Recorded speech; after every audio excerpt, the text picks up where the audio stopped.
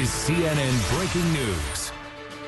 All right, back to our breaking news here out of London. We're getting a little bit more information, and we've got a reporter who's going to pop up in a matter of minutes here. But let me just, if you are just now joining us, you're looking at pictures. This is the city of London, and on the left side of your screen, that's the dot for the Apollo Theater, because we are learning from London Metropolitan Police that within this theater in the West End, keep in mind it's just about 9 o'clock London time, there has been what we've been reporting, and here are pictures of the theater.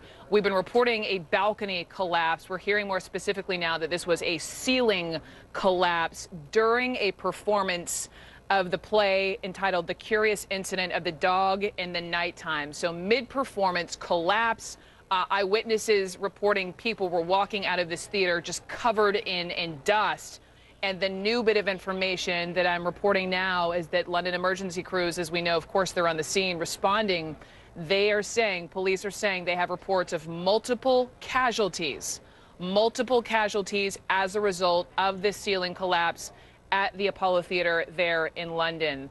We are making calls. We're awaiting more information from this reporter, but police have confirmed they were called to the theater just about an hour ago, right around 8:15 London time. This theater is on Shaftesbury Avenue, and it is believed that some people, now we know casualties, initial reports that there were injuries, and now we know casualties. Aaron McLaughlin is live for us now in London. And Aaron, just tell me what you know.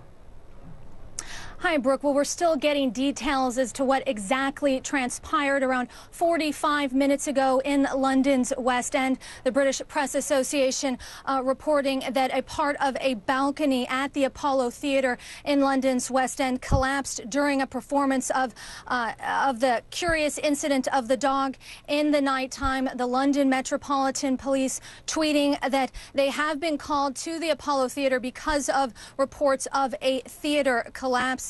Eyewitnesses, according to the British Press Association, is reporting that people have been trapped inside, but we are still getting more information about exactly what transpired in London's West End this evening. Brooke?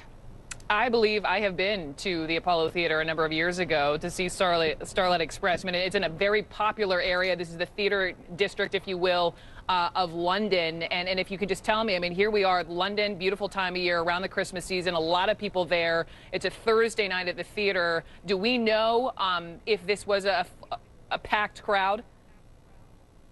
Not clear from the reports I've seen so far, Brooke, but you're right. This is a very busy time period here in London. On the West End is also home to a bustling shopping district. So people flock to London during this time, not just for these performances, but also for the Christmas shopping. So an incredibly congested area of London, no doubt.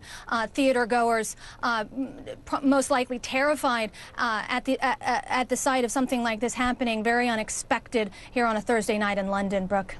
Just looking down, Aaron, at my notes, stay with me. Apollo Theater seats more than 775 people, so pretty sizable theater here, more than 4 levels. It's historic. It opened back in 1901. So 4 levels. There was some initial confusion, Aaron, whether or not it was the ceiling or a balcony. Forgive me if you mentioned this off the top, but do we know definitively what it was? At this point, authorities aren't simply not saying. We're still trying to piece information. We get the Press Association reporting that it was a balcony, but that according to eyewitnesses. So we're still waiting to hear from official sources, Brooke.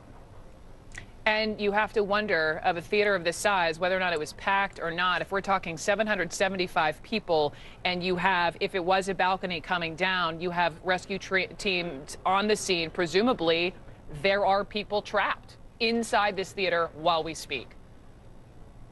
Absolutely, and that again is what the British Press Association is reporting at this time. So a lot of terrified theater goers out in London tonight. But again, authorities still most likely themselves trying to piece together what exactly happened.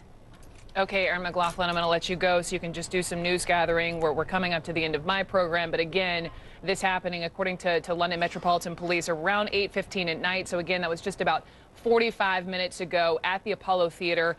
During this performance, presumably just after the performance began, as theater typically starts right around 8 o'clock, it was the curious incident of the dog in the nighttime, and police are now confirming there are multiple casualties as a result of this balcony. Expensive. It could be, though, that's just a function of who the police arrest. We know that there's certainly white people who use crack. Just like with all the drug laws, though, they're selectively enforced against African Americans. The breaking news out of London here. I'm Brooke Baldwin. Thank you so much for being with me. I'll see you back at 11:30 Eastern, 8:30 Pacific on In Case You Missed It. And now to Washington. The Lead with Jake Tapper starts now. Breaking news out of London. Police say that they are sending squads to a theater in London where there are multiple casualties. More on that coming up. I'm Jake Tapper, and this is The Lead. The national lead breaking this afternoon, 8 federal inmates, all convicted of crack cocaine offenses. President Obama's putting them back on the street because he says the punishment far outweighed their crimes. Do you agree? Also in national news, we're now well into the backlash against the star of A&E's smash hit reality show Duck Dynasty. His comments about gays are certainly not going to win him any GLAAD awards, but should he really have been suspended for preaching the Bible according to his faith? And the world lead, Dennis Rodman, once again visiting his best pal, North Korea's Supreme Leader Kim Jong-un. How big of a headache is it for the U.S. government when celebrities go rogue to rogue states?